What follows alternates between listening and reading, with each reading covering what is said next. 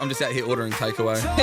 Ordering the KFC nachos. Hey, they're good. You had them? I did. They're actually one of the best things I think KFC's dropped in a while. Like, it's just different. It feels very different from what it's like an unexpected kind of drop. And it tastes fresh too. Yeah. I was quite impressed. I'm here for it. And the cheese sauce. Oh, the cheese sauce is so good. Are we going on the cameras? Yep. Oh, sick. We're in. We're in. Find out where we can insert that into the pod. We'll keep that in. I like that kind of very organic, like little preamble, like keeping that in sometimes as well. It just feels very like, a modern way to do it. Astrokirsten. Can I call you Astrokirsten? Absolutely. Let's go. We got Astrokirsten on Talk with York, guys. Welcome. Thank you. Thank you so much for coming on the podcast. We've got a very, very amazing scientific, studious, academic, interesting, spacefaring podcast for you guys today. Maybe Astrokirsten, you could start off a little bit, just speaking a little bit about like who you are, what you do, just a little bit for the people who might not know. Absolutely. So I'm Astrokirsten, or Dr. Kirsten Banks, as I'm now officially known as, which I got my PhD last year. Congrats on the PhD. Thank you. It's a big deal. It is a big deal. I spent 10 years at university to get that thing, with the 4 years being the actual PhD itself. So it was a grueling process, but I'm glad I did it. But so I had a PhD in astrophysics, where I studied stars in the Milky Way galaxy to try and understand more about the history of the Milky Way galaxy. You can get into it more later if you like. So you're like a space historian as well. Space historian, Isn't it funny how those things like intersect? Oh, absolutely. Because when it comes to studying history, the universe is studying history, because when we look out into space, we're looking back in time. That still trips me out, the idea that like the further you're looking, you're essentially looking at an earlier pocket of history. Yeah. And I mean, that within itself, I mean, that could be an hour-long podcast, how the hell that even works, right? Oh, yeah. Yeah. But I did want to start off by saying congrats on the PhD. You know what I mean? Thank you. That's so massive, and we're very honoured to have you here on the podcast, and someone with the actual credentials to come here and speak on these things. And I love space. I've always loved. I think a lot of people, they have a curiosity. Like, it makes my job so easy. Oh my gosh! Right? Thankfully, people love space and want to get into it, and I just yap about it. Oh well, I mean, how can you not when you look up into the sky, and how can you not just be like eternally just like baffled about what else is going on out there? Right? 100%. It is a mysterious universe out there, and there are so many mysteries for us to uncover. Oh, yeah. When we uncover one mystery, there are like 3 more mysteries that are yet to be uncovered again. Yeah. We just keep finding more and more layers. It's so fun. No, and I actually did want to talk about that as well, where I feel like space is, because I feel like in the past I've tried to look at things, sometimes step back and have a look from like this, the outside perspective, see it from the big picture and see the pattern of things. And it seems like throughout history, the basis of reality scientifically always seems to get like shaken, and it seems like no matter what we firmly believe, like just like right now we have these firm beliefs about how things work, we also had firm beliefs 100 years ago, 200, 300, 500, and it keeps almost getting disproved because we keep finding out new things. We have to keep reassessing everything we know. So I think it's an interesting question about like what can really be known, and like how confident can you almost be, or is it just you have to sort of almost preface everything with like, as far as we know now, this is the information that we have? Well, that's really what science is. It's taking the information that we know from the evidence that we have at hand to make informed decisions on what we do know. Right. And the fun thing that you mentioned about, things disrupting and changing and our understanding of things changing, my favorite thing to mention is only 100 years ago, we didn't know the sun was a star, and we didn't know other galaxies existed. Whoa, 100 years ago, we didn't know other galaxies existed. 100 years ago. Think that the sun was a star. We thought it was like some sort of, we thought it was hell. We're like, that's hell. well, I mean, if we think about it, if you ignore everything you've ever learned about the universe. Done. Excellent. That's easy for me. Not much going on up here. Like you look up in the daytime sky and you look up, not at the sun, because never look directly at the sun. Don't do that. But you look at the sun, you look at the sky, and it's a big bright ball in the sky. It's up at the daytime, but then nighttime comes around, the sun's gone. You see these stars in the night sky. They're really tiny pockets of light. Just based on those characteristics alone, they are completely different. So why not think that they're completely different? Right. But it wasn't until about 100 years ago when spectroscopy was invented as a tool. So taking light from something and spreading it out into a rainbow. We're in a music studio right now. If you imagine the album cover for Dark Side of the Moon. white light going into a prism, coming out as rainbow. Like in That's school, we do that with a spectroscopy. little prism, and we do that, and then separate the light. Exactly. So, and it's like with music, you've got like your low frequencies. Yes. And even some animals can hear frequencies, like dogs can hear frequencies. There's information in the different spectrums. Absolutely. And when we take that information from the light spectrum, whether it's visible light that we can see with the rainbow, or infrared light like your TV remote shines, or ultraviolet light that we get sunburn from the sun, there are pockets that are missing from starlight and sunlight, which tells us what those stars are made of. They've got different elements like hydrogen, helium, carbon, all the different elements. And when spectroscopy was invented and we looked at starlight and compared it to sunlight, we saw that they were very similar. Okay. There's still uniqueness because stars are all unique, but very, very similar. And that made us realize, these might actually be the same thing. These might be the same thing. Yeah. Right. It's just like a way closer. Much, much closer, yes. Right, and then obviously we would go on to realise that like most of these stars would have their own solar systems and things going on, right? Oh yeah. But at the time we had no idea. We just thought that's Yeah. just a big fiery thing. We don't know, but it's not. It doesn't seem to be a star. Yep. And then we got some spectroscopy going on. That's it. What's And we it were called like, yeah, no, you got it. You had it right away. Yeah, spectroscopy. Yeah. All right. So and that's the thing, right? It's like, and I feel like space, like astronomy, astrophysics, and all these things. Like you almost have to have. You need to be extra non-rigid almost in your thinking in a sense, because it just feels like that seems to just be this really fertile breeding ground for like just shattering, the realities of what we believe scientifically. And, things like the James Webb, it feels everything we're discovering is just literally making us almost like, we got to rewrite the models almost. I can guarantee there'll be an article written saying that the universe is broken because of GOC. Right, so you can never be too confident. Right. There's always stuff. And interesting, you're talking about the sun, because I did have a question about the sun as well, because I feel like sometimes the sun's a little bit underrated. Definitely agree. And I'm curious about that. Is that because obviously like through spectroscopy and all that, sorry, I know I'm stuffing it up, but we've learnt a lot about it. But I mean, is it like a really hostile environment? Is it kind of hard to study it compared to other things? Like whereas you can get like a real close up picture on Mars, right? And you can even like do a little bit of digging there and stuff now, and you can analyze it because of the nature of, the environment of the sun. Like we couldn't get that sort of close up. We couldn't get that kind of close contact with it, and we couldn't like walk around and I definitely don't recommend walking around in the sun. Right, right, no, and this is my thing, right? Hypothetically, right? So if you were to, because obviously we're looking at these celestial bodies and we're going, let's try and find some that we can, get on. Like, let's put some people on these ones. Let's get a probe out on this one and that.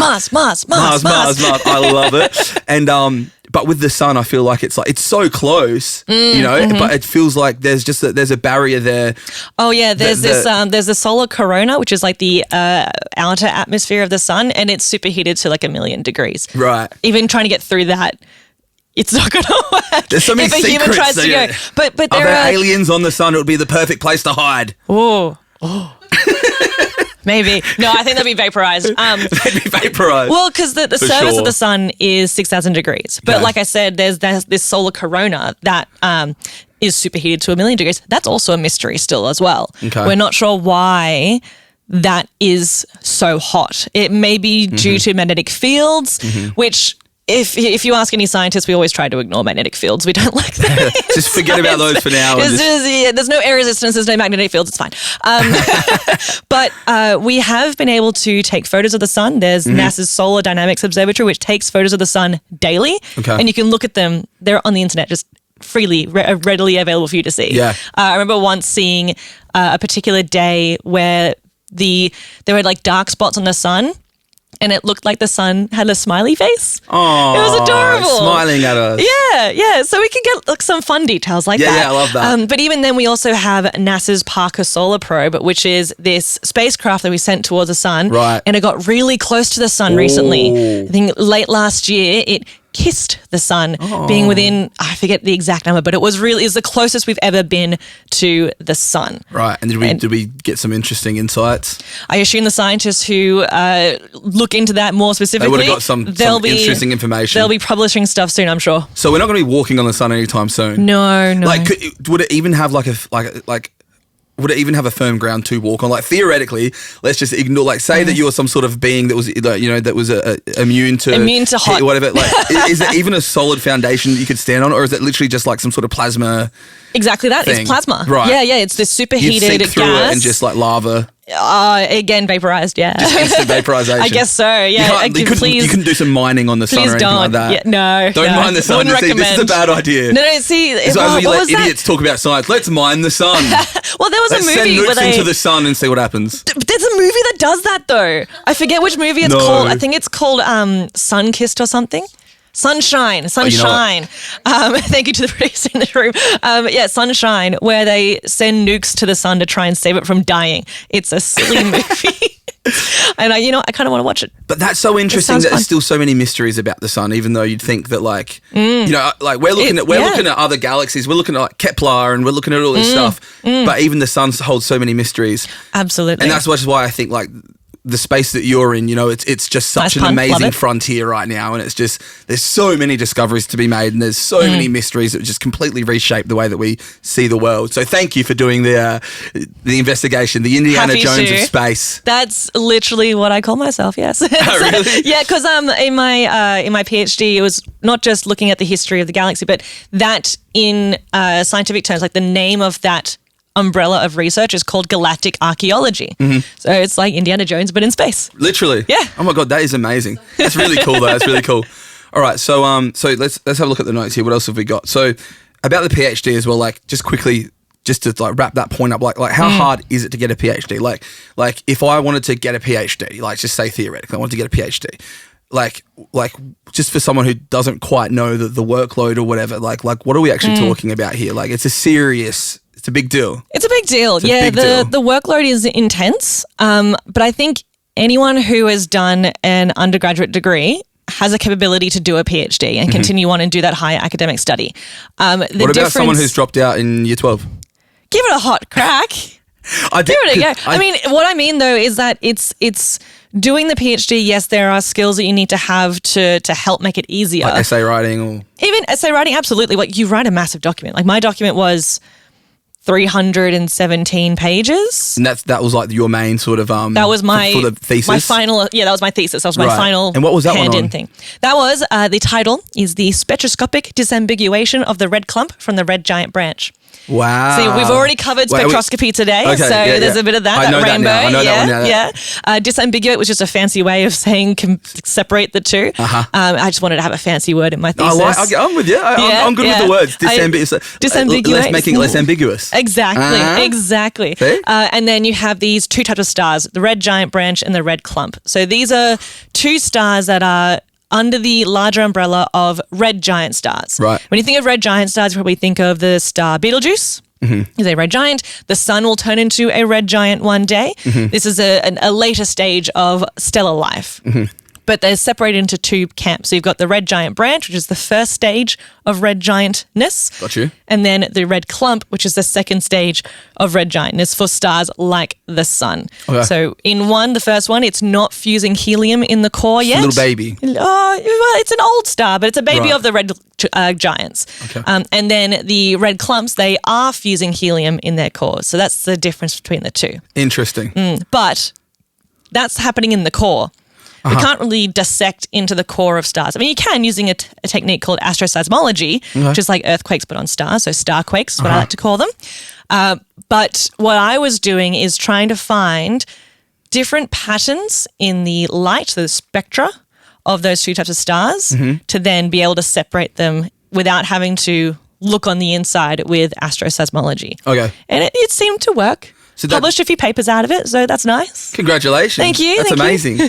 I have no idea. I'm going to have to go read that because that sounds so scientific. But I guess that's why you got the PhD and I'm doing the podcast. So, keep in mind, it's very, very niche. Right. But it would be an yeah. interesting tool. Like, if you're able to like progress that, it's going to make it easier to. Yeah. So the idea between separating these two types of stars is that those red clump stars, the ones that are fusing helium in their cores, they're what we call a standard candle. So they emit the same amount of light no matter what, basically. Okay. It's to a very, very small margin of error. Right. So think of it like streetlights. So every streetlight has the same type of globe in it. Right. So they all emit the same amount of light power. Right. But ones that are further away are Lumens. fainter. Yeah, lumens. And they the ones that are further away are fainter from our perspective because they're further away. Got you. So because these stars all emit the same amount of light, we can use them to map the galaxy really well and figure out the history of the galaxy. So you can find those constants, stars. and then that helps create sort of like little theories and consistencies that you can use. But then these other ones that aren't standard candles, they look very similar to the standard candles. So that's why we want to separate them. Okay. To get just these ones. And it's been hard to separate that without having to look at the sort of seismic stuff. Yeah. And this would just create maybe an easier or just another avenue of being able to separate those. It'd be more time effective.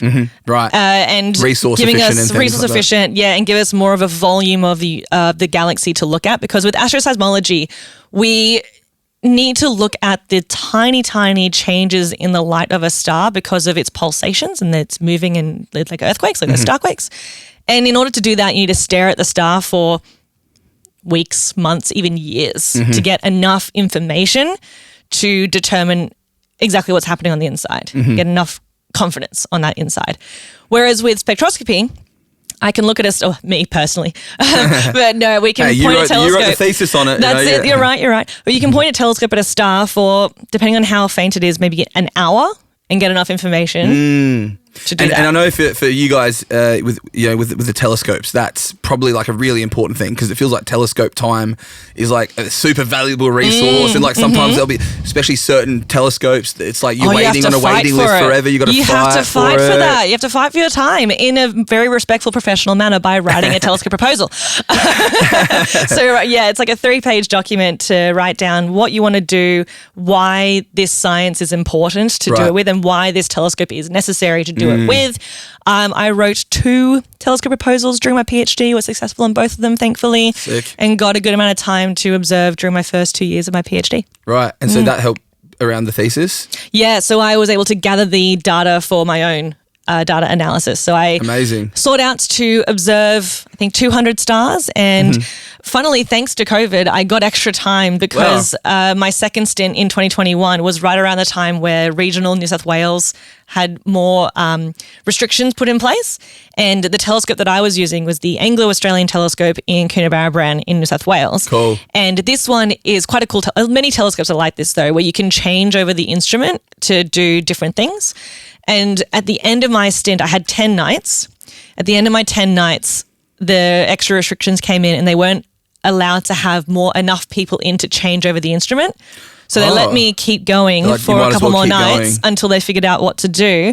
And so I ended up observing for 2 weeks back to back to back nights. So that in a sense, you're really lucky, but in a sense, like damn tired. Oh, I was so tired. But luckily I was able to do it from home. Okay. And so I was 23 steps away from my bed. Nice. At the end of the night. Remotely doing it through like your laptop or something? Yep. Wow. Okay, cool. So that's really interesting. Yeah. Fun fact, I never touched a telescope during my PhD. Never touched a telescope. So the technology is so crazy right now, like you don't even need to physically be at a telescope. To be there. It's all wireless.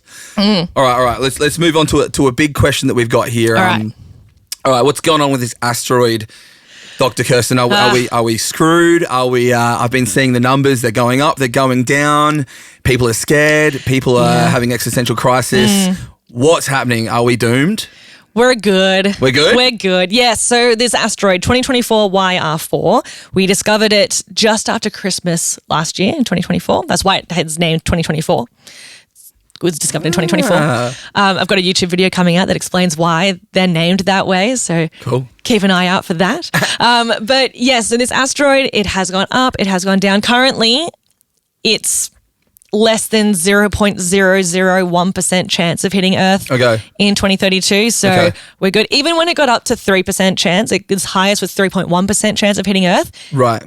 A little bit of a sweat rolls down your back we see that. Because it's going up. Because you go, what's next? 4%, right? Like it keeps going up. God forbid 5%. But yeah, so it definitely put it into a category where we'd want to monitor it really closely. Right. And so the entire scientific community kind of banded together and even managed to get emergency time on JWST to look at this asteroid. Okay, right. To make sure. Because we're like, look, if JWST is for anything, it's saving for this. humanity's got to be out there, right? Absolutely. And the benefit of using JWST is because it's an infrared telescope, it sees that infrared light. Mm-hmm. Infrared light helps us categorize the size of these asteroids a lot better than ground-based telescopes. Mm-hmm. So that would be a helpful part there. It should be looking at it in early March and then maybe again in May. But now that it's gone to such a low percentage, I'm not sure if that's going to change at all. Right. And so that changes, like when it got to the most sort of like, dangerous point, where's that on the Torino scale? Like, is that?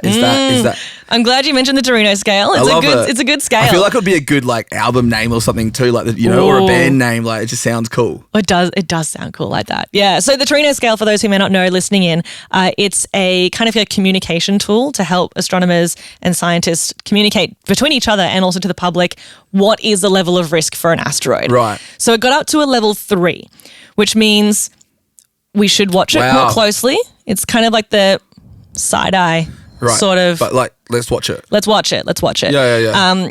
That is not the highest. We're not selling all our assets quite yet. But No, we're just not quite yet. Well, the funny thing we're not about getting in the bunkers quite yet. That's like, it. Yeah. But the funny thing about level 3, and I think level 4 is above it. Well, obviously, okay, I understand that 4 comes above 3, but it's in a weird sort of. What's the highest number? Does it go to 10? It goes up to 10. Right, and 10 certain doom.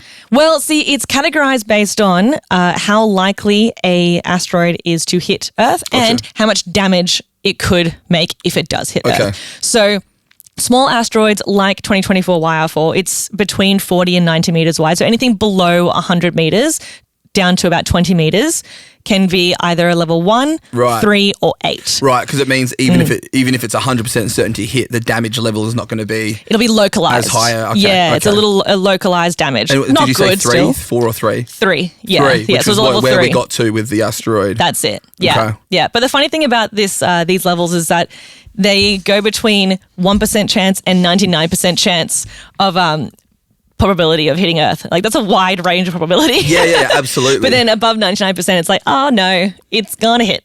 We should do something about it. And in this case, if it were to get above 99%, which it very likely will not now that we see where it is. And now it's going down, right? It's going down. Like I said, less than 0.001%. And it's not going to go back up pretty well, like. Probably not. Probably not. There's always a chance, but like. There's a chance, but I wouldn't expect it to right. in these next few passes it makes. And what are we looking at to see? Are we just projecting out forward like the path? Yeah. It's just purely that? Absolutely. So when we find an asteroid that gives us a little bit of a, oh no, what's happening? Yes. We keep looking at it and observing it over multiple nights to get an estimate on its orbit, to figure out where it's going. Then using those estimates, we do more and more observations to refine those estimates and refine the uncertainty on its path. And with that, we run simulations. When I say we, I mean scientists. Not me personally. The I'm just going to put that together. But the scientists will then use that information and run simulations and forward predict where this asteroid will be and compare it with the future position of the Earth. Right. Let's say they run 1,000 simulations, and in 12 of those simulations, it actually hits Earth. That would mean that there's a 1.2% chance of hitting Earth. Gotcha. And that's how they calculate it. So what's happened is the different paths have been across a very wide range of area where some of them hit. Well, some of them have hit Earth, but then as we get more and more information, that gets smaller and smaller, and it's moved away from Earth. So that's good. The more information we're getting, the lower the percentage is actually going, which is painting a picture that we're probably all good. We're probably all good, but anything can happen. Well, no, the moon might not be good though. Don't go there. We don't need that. No, thing. I'm excited. We don't need that damn thing. The moon's overrated. No, okay, we've already been there. We do need the moon. I want to go on the sun. No, we definitely do need the moon, but with this chance of it hitting the moon going up higher, I'm excited because we could study it. We could study it, absolutely. We could study it. Find fragments. I know you want to mine things, but I know. Let's mine it. Mine everything. Suck the juices out. But what's cool is that we could see it happen. We could actually watch something hit the moon. Wow, in real time. That'd be really cool. Second cool thing is we could do experiments and make spacecrafts and other instruments look at that spot and understand more about the lunar crust and the lunar surface. And because of it smashing into the moon and assumedly creating ejecta and plumes of stuff coming off, it could create a meteor shower. Cool. Yeah. That's sick. That would be awesome. It would be so cool. It's like a meteor shower, not from a comet or an asteroid. Well, it is technically from an asteroid, but from an asteroid hitting the moon. Isn't that That'd funny be though, awesome. the fine line between like certain like destruction versus like beauty? Like Yeah. in space, it's It like can this, change this so dance quickly. between just like things that are completely deadly, but also some of the most beautiful things ever. Like, you look at a quasar or whatever and you go like, wow, that's like one of the most magnificent things. But you're go like, there, don't get dead. near it, bro. don't get near it. So I think Jenna's it's just a- asked, just so that, Oh, yeah. we got a question here. What's the likelihood of the asteroid hitting the moon? At the moment, I think it's at 1.7%.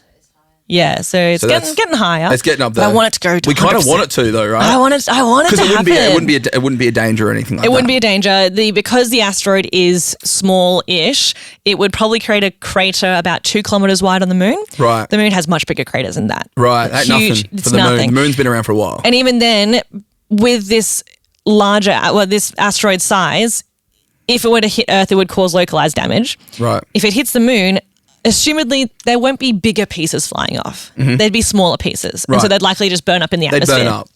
Beautiful meteor shower. That would be sick. I don't Yeah. think I've ever actually seen like a proper meteor shower. I mean, and the closest I ever got was when I was and this wasn't like a meteor shower, but I remember like getting away from the light pollution completely. I was like in the middle of Australia, and then we drove like an hour out from like the community we were in, and it was like the most stars I'd ever seen, like stars touching the ground. Yeah. And like they're shooting stars everywhere because it's like they're always kind of happening. You just don't get to see them. And then when you really strip it right down, it's like you get to see, the beautiful dance, like the cosmic dance is always sort of going on. It is. It's kind of sad that we're like detached from that a little bit. You It must feel is. that as Yeah. so you're an astrophysicist. Yep. Do you call yourself an astronomer then, or it's no astrophysicist? Oh, Is a it bit of astronomy both. a umbrella that It's- encompasses astrophysics? This is a conversation that's been going on for a long time. Right, and many right. people have many Wow, different I've touched on opinions something about here. it. No, it's fine. It's fine. I mean, I interchange between astrophysicist and astronomer, Mm-hmm. but from what I've experienced and seen, astronomers tend to observe the skies in more of a take your telescope out in the backyard, look at the constellations and know where the constellations are. Right, it's like mapping it almost. Yeah, a bit more, and lots of other stuff as well, and scientific stuff as well. Right. And then astrophysicists can go outside and not know what that star is up there. Right. And that's fine too, Right, because but you're more the skill studying the set, physics That's it. that Yeah, exist the within knowledge and the skill set space. has overlap, but is different. Right, so you guys focus more on things like black holes and these sort of like these phenomena that are going on out there that maybe go a little bit more into like the physics realm and Absolutely. the quantum realm and what's going on with all this kind Yeah. of stuff, right? Yeah. All right, cool. And so because we're talking about asteroids, I did want to touch on something as well. Bennu? Benny, little Benny. Benny. So What do you want to know about Benny? I want to know because I find it interesting, and I think people would find it interesting as well, how much of the building blocks of life they found on Bennu. Like I find that Yeah. so just like amazing. This asteroid has been so useful to scientific advancement in recent years. So NASA sent a spacecraft to Bennu, the OSIRIS-REx spacecraft, to collect a sample from the asteroid and bring it back to Earth to study. Wait, what? Yeah. They can do that? They can do that. It's happened So it before was as a well. So probe, it's not the sorry. first time. Yeah, probe went in, did a boop, grabbed some stuff with that exact sound effect, of course, and then deposit it back to Earth. But now the spacecraft So it itself mined it? is. Yeah, yes, it did. Mind everything. Mind it for science. For science. Yeah. And then brought it back to Earth, and scientists have been looking into the samples, and recently they found that 14 out of the 20 amino acids necessary for life were present on this asteroid, and all 5 of the nucleobases, so these are the genetic codes that are found in DNA, all 5 of those were found on the asteroid as well. Not together as DNA, I must No, but must confirm it's that. it's the separate ingredients. The ingredients are there. You can make the cake. You got the eggs, you got the flour, you got the milk, you can don't make the have egg. the cake, but you got the you got the recipe, That's it. and now you've got a few of the, and so it's just missing a couple. A couple of the amino acids weren't found, But but that's not a massitive deal. Like the fact that we have as many there. as far as I'm aware, it's the most that we've found on any single sample. Oh my god! So what does that mean? That means that then do you want to trace back where Bennu came from? Are we like, oh, where did it come from? It's obviously come from somewhere. Does that just then say there's a potential that this has come from somewhere where maybe there's some life? Well, it's okay, this is where things get exciting. So yes, it gives us an idea of the origins of life, whether the way that life started on Earth is out there. common, Right. or if it's unique. Both would be super exciting to find out. For sure. But what's really cool about Bennu is it's believed that its parent object, so what it broke off of, was a much more distant object in the solar system. And we believe that because of the evidence of ancient seawater. Okay. So there wasn't water on the asteroid, but there's evidence of ancient seawater present on the asteroid, which may have been the soup that allowed for these amino acids to be there. Right. And so is that the evidence that there was water on there? Are we talking about there's certain chemicals, there's certain compounds, is it they're finding hydrogen and things like that, or like salts and stuff? It's like salts and things like that. Yeah, so old it's pretty salty clear water. that this has come from somewhere where a good chance that there's some water if you could trace this thing back. Yeah. And so it's probably not possible to trace it back from where it actually came from and be it came from what kind of object are we anticipating this came from? A larger asteroid or a planet or a moon or a... That's a great question. Can you tell with the what the asteroid's made of from what it came from? Probably. Yeah. That's going a bit beyond my level of expertise. Gotcha. But it's such an exciting area. It's mind-blowing. It is really mind-blowing. But basically it's confirming more in the direction of the building blocks that we see are more common. That's it. Right. And it's funny too because people comment on my videos. I love the comments in my videos. They're so fun. From people who are so curious to also people who are kind of, trying to push the limits of discussion. Right. But there are a couple of people who are like, oh, duh, we've known this for ages. Yes, we've believed that life may have come or water may have come from asteroids for a while, but now we're confirming it. We're now getting strong evidence it's very different that we're to in confirm the right, it, right? Yeah, that we're in the right direction. We're not dismantling our whole understanding of the universe. No. We're in the right direction, which is really cool. Yeah, and that proves that actually we are on the correct path already. So that's a really good sign for astrophysics and everything like that in general. It's hey, keep doing the good work. All right, now we're talking about water. So I think that would be a good way to segue into something I found very interesting about Mars. So we had, obviously, we weren't sure at the start with Mars what we were going to find there. Then we found some I think it was like frozen water or something like that eventually on Mars. And now we've actually found... And again, this is one of those things, I guess, where we're analysing everything. We're not mining it. We haven't gone and got a mining sample. Mining it for science. But it appears that there's a pretty good consensus right now that they've 2 kilometers or something deep. There's actual liquid water on Mars. There's quite a large amount of liquid water on Mars. It seems to be on the caps, on the polar ice caps of Mars. You can actually see the polar ice caps using a telescope. Some big telescopes from the ground. I'm going to show a photo here. Yeah. No. That's going to... I'll send you a few links. Yeah, thanks. No, so I used to work at Sydney Observatory as a tour guide, and we had this 16-inch You'd be such a good tour guide. You'd be the best tour guide. I think so. I'm glad you've moved more into the PhD space, but I'm just saying, No, it was a good start for me starting there. But no, we would point the telescope at Saturn, also Saturn, but Mars. We're talking about Mars right now. We point it to Mars, and you could see the little polar white little top hat, basically, on Mars. Okay. So you can see it from so Earth, we can which is physically awesome. see it. But then when we send probes to Mars to orbit around Mars as well, one particular one, I forget the name of it, but it used LiDAR technology, or radar technology, one of the two, to kind of beam either radio or light onto the polar ice caps, and how it reflected back gave us information about what's underneath the ice. And that this LiDAR stuff's kind of crazy. It is really cool. I feel like we're finding so much stuff with it now. It's really useful. Really, really useful stuff. A really useful technique. And so, that experiment and that probe was able to give us information that leads us to the evidence being there is a large body of water that's very icy, very briny.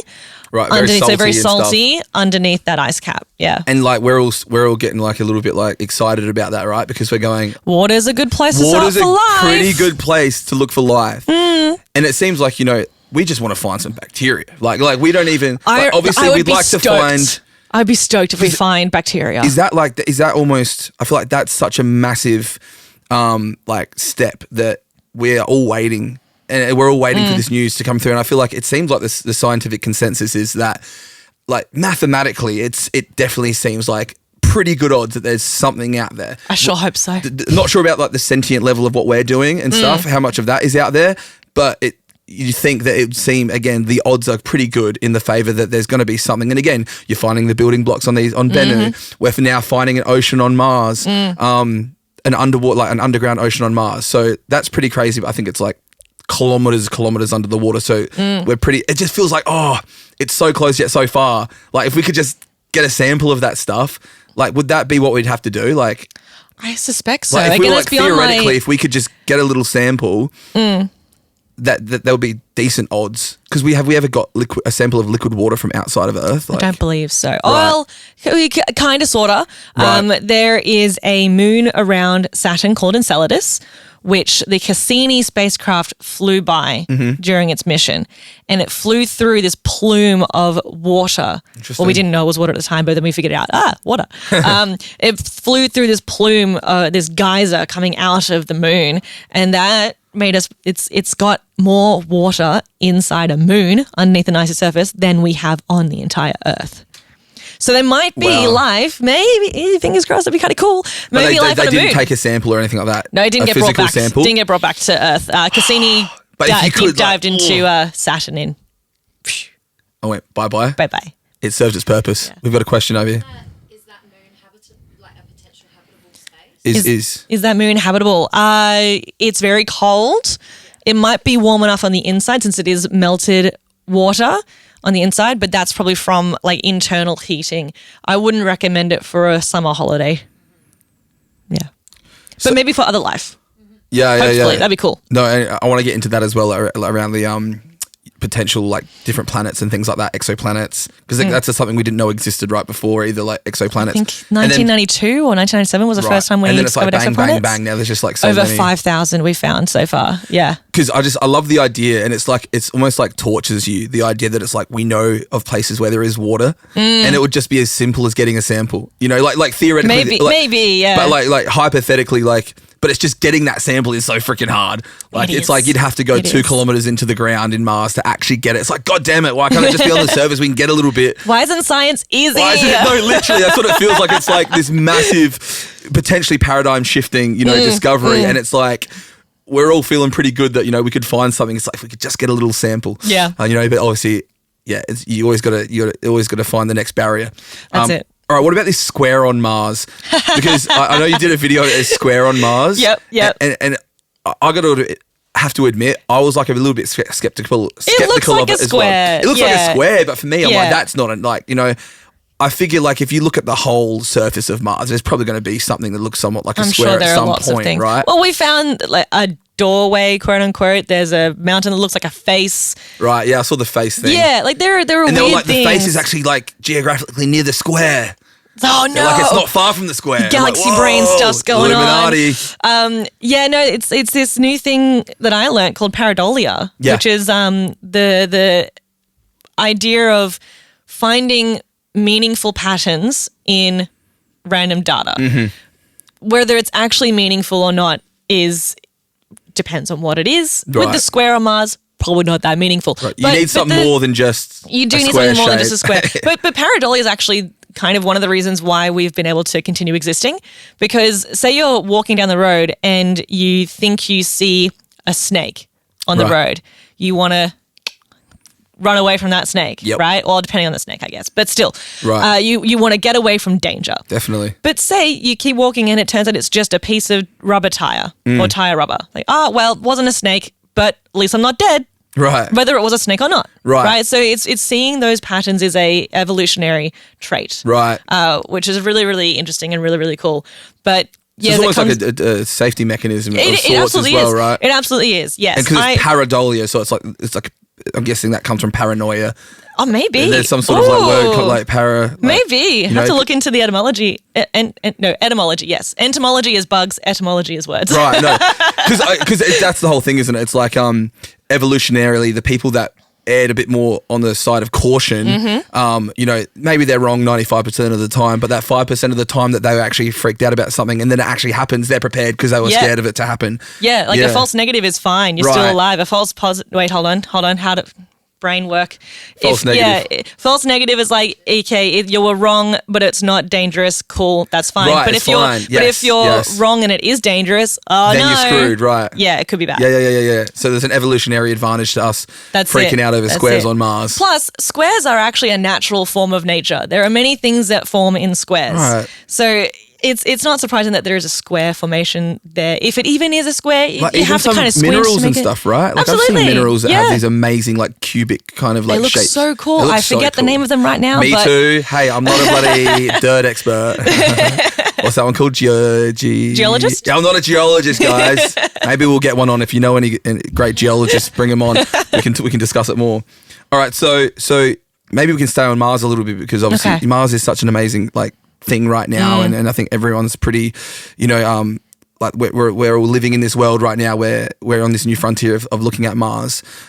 So like as far as like colonizing different planets and things like that, obviously Mars seems like that's what we're trying to do right now, right? Seems to be, yeah. Humanity is moving in that direction.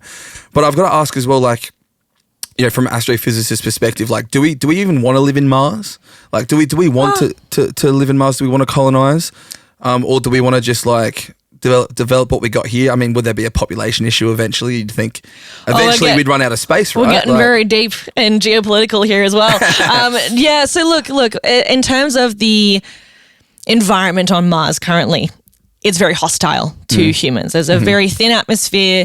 It gets very warm and very cold. It would suck to live there right now. It would not be fun. It would not be fun. You definitely would need some sort of pressurized spacesuit to walk outside. Just think The Martian. You know, you need something like that. Yeah. There is talk of terraforming Mars to make it more habitable for humans. But then So we there's could a do question. some mining. We could do some. Yeah, you can do your mining. but there is a question of what impact would doing that have to the Right. natural environment, especially if there is life on Mars. Right. If there is life on Mars, we would want to protect it and not contaminate it. It might be super vulnerable. It could be super vulnerable, absolutely. Just think of the diseases that were brought here by colonizers that wiped out a lot of indigenous populations. Absolutely. In Australia, in America, like Absolutely, it's absolutely. happened a lot. So we can learn from those experiences and not contaminate planets and moons. I actually wrote an article about this recently called Interplanetary Contamination. We'll put the link in the bio. Yeah. So you can have forward contamination, which is what we're talking about here, where we take contaminants to another place and contaminate it that way, and disrupt that ecosystem. There's also back contamination as well, where if we bring something back to Earth and uncontrollably release it into Earth's environment, and then that could contaminate our environment. We've not done that with Bennu, with the Bennu samples. It's been very tightly contained and made sure that it's released in a controlled environment in like a clean room, so it doesn't, nothing, if there's anything in it, escapes. Haven't found anything in it yet.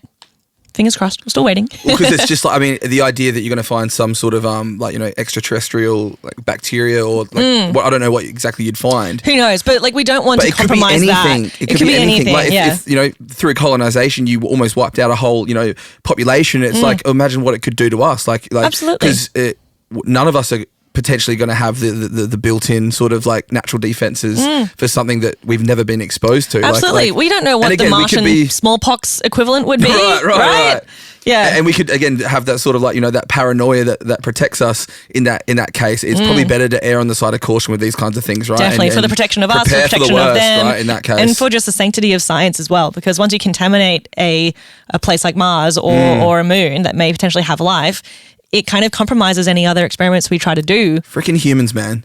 Yeah. That's so human. I just go contaminate stuff. We're a tough lot. We just get out there, don't we? We just get out there and we just deal with it later. All right. No, that's interesting though, because I never really thought about that side of it as much. I thought about the inhospitable environment and but I guess the whole idea of the cross contamination that can happen, that's a super legitimate concern as well that people should be thinking about. And I'm sure that the people are thinking about that right now. Well, what's interesting is that scientists have been thinking about interplanetary contamination even before the first spacecraft went into space. Right. Yeah. Because what about all the space junk that's out there and stuff like that? Is that like a form of like, That's a different kind of pollution that we're talking about. Yeah, right, that's a different kind of thing. Yeah, there's a concern where we might be heading towards a Kessler syndrome, where there are, I know it sounds really, really creepy and really bad, but this is where, it is bad actually, I'm not trying to downplay it. Right. It's where if you have collisions in space in the area where all things, the satellites are orbiting around Earth, when they collide, debris occurs, and then there's more debris and more stuff going out to create more and more collisions. And if there's a flow-on effect, a domino effect, it could just completely create a shell around Earth, which makes it difficult to escape Earth. And does that affect the sun from being able to? That I'm not so sure about. Probably to some degree. To some degree, maybe. But have you seen the movie WALL-E? Yes. Yeah. Remember, at the end where they kind of launch out with the spacecraft and they fly through the space junk. Shell, the space junk? Right. Yeah, that could be a Kessler syndrome. Because Yeah. I think I've seen images of like even the amount of space junk that we've got now, or like, the artistic interpretations of what it would look like. Yeah. And it's like, holy crap. There's a lot up there. And I feel bad for us because I'm like, yes, humans, like we're just kind of doing what we do. We make mess. Yeah. We tend to leave a lot of mess, you know, and we got to. There are people who are working on cleaning it up though. There's amazing. Some really cool too. Yeah, Really? some really cool spacecrafts and Dude, efforts to I clean can't it even up. clean my room. Dr. Kirsten, I can't even clean my room. This is just this is a bit beyond me. That's amazing though. That's really interesting as well. I'd love to move on as well to. Times, beautiful. Oh, that went so quick. I'd love to move on as well. So I think a massive one that a lot of people you want to know about, when it comes to like, extraterrestrial life, the search for all that. And, I get really curious about the Fermi paradox. Ooh, yes. And because I tend to lean into the idea that there is some sort of alien life out there. I want to believe that. And again, it seems like there's good odds, out there somewhere. But this whole Fermi paradox, like maybe you could even just explain what the Fermi paradox is for people who aren't aware. Yep. And then potentially like some theories around like to maybe explain the Fermi paradox, assuming that there is life out there. Like what could explain it? All right, Fermi paradox. Right. Say there is life out there. Where are they? Right. Why aren't we seeing them? That's essentially the most simplest way of describing the Fermi paradox. There are a few explanations or attempts at explanations of the Fermi paradox. One of my personal favorites is the dark forest theory, which implies let's say you're in a forest and you can't see anything around you or any like other beings or anything like that, but they are there and they're just watching from a distance. Right.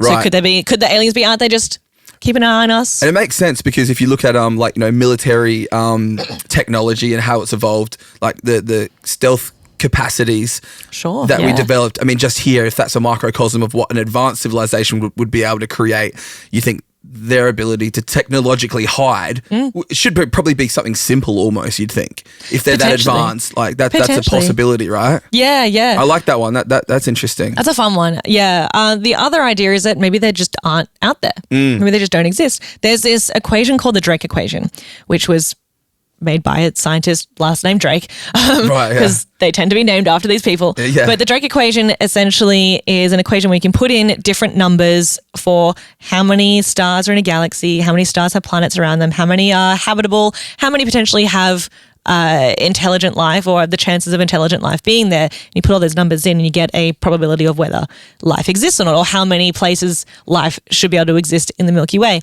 And depending on the different variables we put in, it could be none or many. So it's a wide range of what it could potentially wide be. Range possibilities. Yeah. So maybe they're just not out there. But also, if you consider the age of the universe and how long the Earth has been around versus the age of the universe, and then how long humans have been around versus the age of the universe. Right. Age of the universe, 13.8 billion years.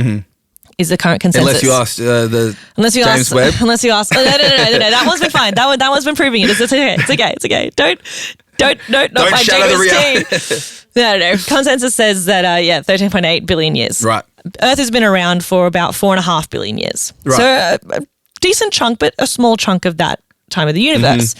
Humans, couple 100,000 years maybe off the top of my head for an actual number. Yeah. Life has been around for a little bit longer. Right. And maybe detectable life. Amoebas and all these things. That's it. But that's a really tiny time frame compared to the age of the universe. It's like a second or something like that. It in absolutely the calendar is. Of like, if you look at Cosmos, Carl Sagan, Neil deGrasse Tyson did a reboot of it as well. Yeah. And there's an episode that it shows the calendar of the universe, and it shows humans running around for like the last minute of the calendar. Yeah, and I think if you even look at like it just like the humans, like then if you just look at like the human scale, it's like It's still within the 31st of December. it's only like the last very second where we're actually even like beyond to the industrial age kind of thing. Absolutely. It's like 99.9% is literally just like hunter gatherer kind of thing. So it's like right. So there's just a possibility that there's nothing, or that like so I guess that we kind need of more time for it to develop. Like maybe, but I guess that kind of adds into the point where it takes time for life to develop, but also it only develops. It's a very small fraction of time. But then there are lots of stars out there that are at different stages of life, different planets that are out there that are different ages and whatnot. And as we look into space, we're looking back in time. So maybe we're just not seeing them at the right time. Right. As well. Okay. As another consideration. Because they're just space is so vast. Space is so vast. That, Absolutely. I mean, isn't it true that we've searched more of the is it the ocean or space that we've just like, space. Right. So we've looked more of we've mapped more of space than we've actually looked at of the ocean, which is that's kind of crazy as well. It does seem kind of crazy, like in an So accessibility big. sense. Like it is so big, and then it the like ocean's like infinite right kind there. of thing? Maybe it could be infinite. We can see a finite amount of the universe up until the observable edge, which is basically the point where galaxies will be expanding away from us faster than the speed of light. Oh my because of God. the expansion of the universe. But as a whole, so there's it a bunch might that be we will infinite. never get. We'll never see that stuff. No, We need some better telescopes. not even that. We need the constants of travel. the universe to. We need to not go into a be black hole and come out the other restrictive. side. Hey, I would love to see what happens with that, but I'm not volunteering myself. Right, so with the Fermi paradox as well, so there's obviously a few kind of theories around. Hey, Yeah. if they are around, there's a couple of explanations. I will say the Wikipedia page for the Fermi paradox does have some really good explanations on what the different explanations may Theories be. and stuff. Interesting. Yeah. I always had this theory as well of like some sort of digitization of like once civilizations get to a certain technological capacity, they end up going more into a digital space. Like, you know how we kind of go into VR and stuff and, you know, like the Matrix? Yep. Like it could be possible that they don't even exist in the physical reality as much anymore. Maybe. And then maybe they have like a technological hub on their like planet of origin, but they stopped exploring out into space and they go, oh, well, we can just create our own realities in the digital realm and we just exist in this sort of digital world instead. Maybe. Crazy stuff. I love science. You can make shit up. You can theorize on stuff. But then Prove you me gotta test wrong. it. Then you gotta have test the proof it. of the proof of burden's on you, not me. No, that's great. I love that. And then I guess another possibility is that that life probably out there, bacteria, but maybe it just never got to the stage of intelligence that we have. Might be that too. 'Cause we only yeah. see like there's only one example of humans kind of thing as well. So it's like, even on Earth with the massive amount of diversity, like maybe, you know, we're just like, you know, when you look at certain animals or whatever, you go, well, there's only one type of that even on Earth, you know? So potentially it's just a unique thing it's happened on Earth. That's possible, right? At the moment, we are very unique. We are very Until we unique. get proven wrong. Right. And I look forward to when we get proven wrong. Because I that'll look be forward a to that sick day as day in well. science. I look forward to that as well. I think we're time's ticking away here, but I'd like to just touch on the James Webb a little bit as well. Maybe we could wrap it up with the James Webb. Love it. I know you love the James Webb. I do love I love JWST. it too. It's a beautiful telescope. I have a mirror in my home that's like a replica of the mirrors. So it's like gold hexagons. That's so It's my cool. favorite piece of decor in my house. I think I might have seen it when you made that video about, I was making a YouTube video and then I dropped my... Oh, yes. Yeah. My bed almost fell on me. yeah. So yeah, James Webb, like that seems like, as far as the telescope game is, that's it's the big boy in town right now. It's the big boy in It's the town big right now. dog. Yep. Yeah, it's got the feather boa going. It's my just prancing all over the God. place with beautiful pictures. But Hubble's still chipping Hubble's away. Hubble's still going. You can't Yep. disrespect the Hubble, right? Never. Like Never people think disrespect you're going to Hubble. count out the Hubble, but Never. We love Hubble. So with the James Webb, like maybe if you could just tell us just maybe a couple of the interesting, discoveries that stand out notably in your mind, and also potentially maybe just some of the things that you're hoping to maybe see from the James Webb through the future as well. Oh, there's so many? many possibilities, so many things. Maybe you could talk the red dots. Like, The red dots. Oh, the little red dots. Yeah. Yes. So JWST in its first images was seeing things we've never seen before. We're seeing deeper than we've ever seen before. And in its observations, we kept finding these little red dots. Literally just look like little red dots in the pictures.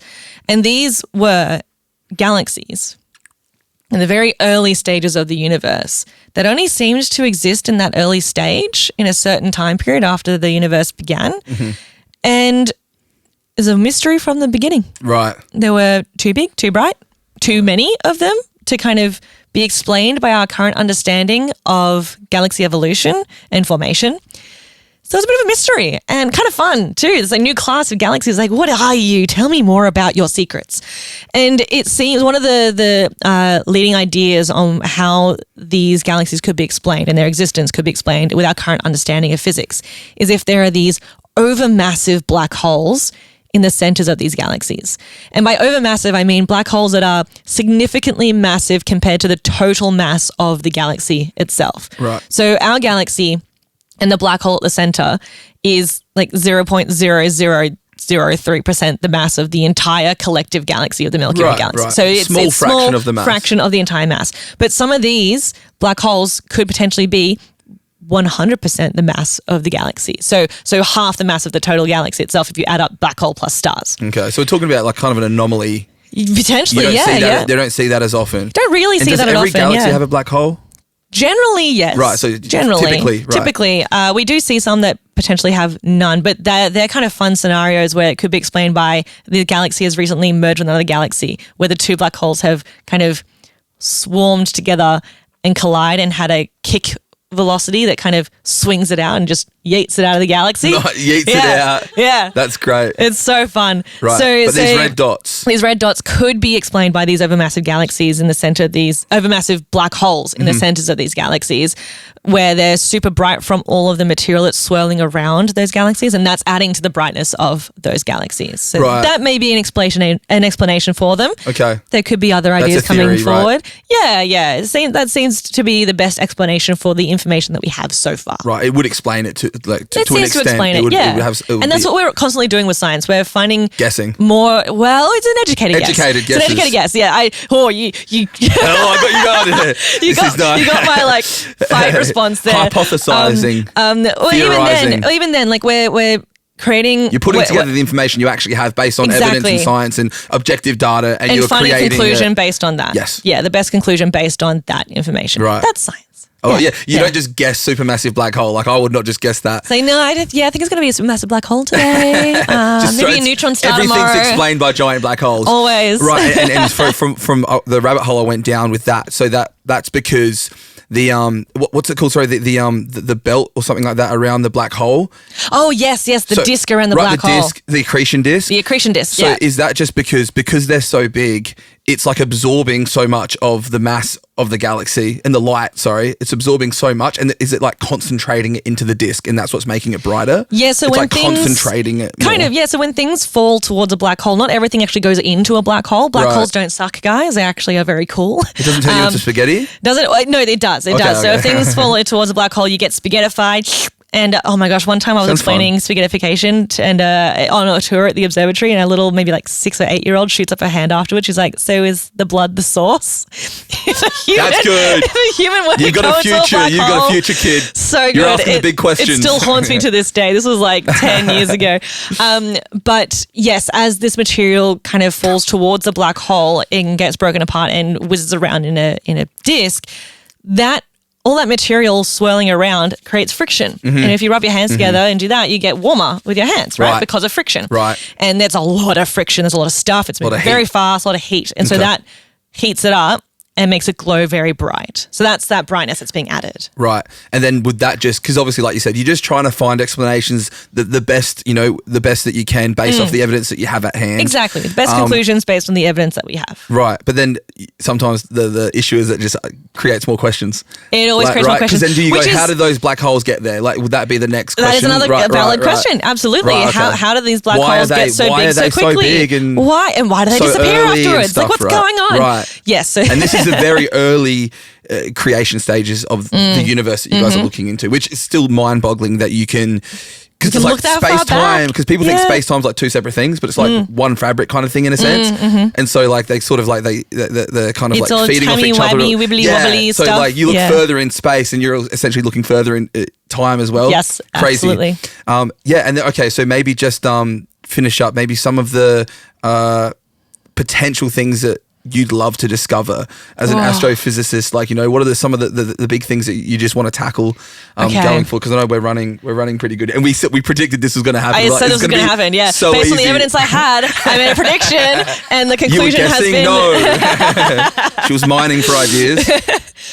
Yes. Okay. Things that like what are I you want looking forward to discovering? Like, what would be the crowning achievement of Astrokirsten's career? Me personally. Oh Yeah. gosh, if I could contribute so much to science, that would be amazing. But generally, I would love to see us understand more about dark matter and dark energy. Ooh. What is it made of? Don't even go there. Let's go. Yeah, and life out in the universe. That would be really amazing. Mm-hmm. I know that's the low hanging fruit stuff. Isn't that crazy when that's low hanging fruit? No, like in terms of like mysteries, like it's everyone chooses that one. But I genuinely want to know. But it's a cliche for a reason, because it is so it's so interesting, and I think it has this kind of like. I mean, maybe the dark matter, dark energy, the layperson maybe doesn't think about that stuff as much, but think about it constantly.